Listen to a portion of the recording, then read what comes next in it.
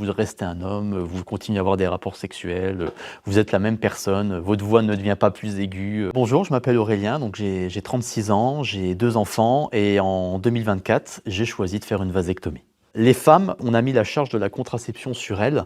C'est à vous de faire en sorte de ne pas tomber enceinte, alors que nous, on est fertile à 100% tout au long de notre vie, 24 heures sur 24. Avoir un troisième enfant, ça aurait été compliqué. Ma compagne reprenait la pilule et on s'est dit, est-ce qu'il n'y a pas d'autres alternatives que de se mettre à prendre des cachets? C'est une opération en ambulatoire, c'était une anesthésie générale. On peut le faire en anesthésie locale, mais je ne me sentais pas très en confort de faire l'opération en anesthésie locale. L'opération, elle va durer 20 minutes, c'est vraiment très rapide. Imaginez une autoroute lors d'un rapport sexuel, lorsqu'il y a une éjaculation. 99% du liquide, ça vient de la prostate. On a un petit pourcent, donc le spermatozoïde, les cellules reproductrices qui viennent des testicules. On va couper cette entrée d'autoroute. Les spermatozoïdes, ils sont toujours produits, mais ils n'arrivent pas dans l'éjaculat. Je produis toujours des spermatozoïdes, c'est juste qu'ils sont éliminés naturellement. Pour ma part, et lorsqu'on regarde également les témoignages, pendant 3-4 jours, maximum une semaine, on a comme une pesanteur dans les testicules. J'ai repris la course à pied au bout de 4 jours. Je n'ai eu aucune complication. Si je souhaite encore avoir des enfants, l'opération elle est réversible par une autre opération. Donc on va inverser la vasectomie, on va reconnecter ces câbles. L'urologue précise bien que c'est une opération qui reste délicate, qui n'est pas sûre de marcher. Avant de faire l'opération,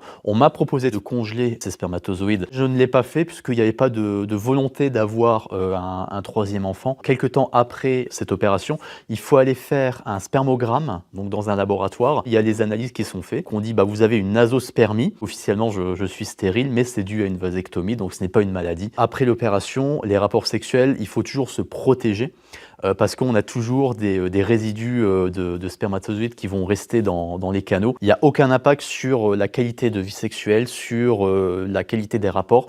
Il n'y a vraiment aucun changement. Un problème au niveau des érections, non plus. Est-ce que je me sens moins viril? Absolument pas. Niveau testostérone et hormones, ça n'a rien changé puisque en fait, ça ne vient pas de là, ces hormones-là. Globalement, ça a été bien accueilli. J'ai quelques amis qui ont émis l'idée que je n'étais peut-être plus forcément un homme à 100%, mais c'était plus par rapport à rigoler. Et moi-même, j'en rigole également, mais par rapport aux stéréotypes que ça peut dégager.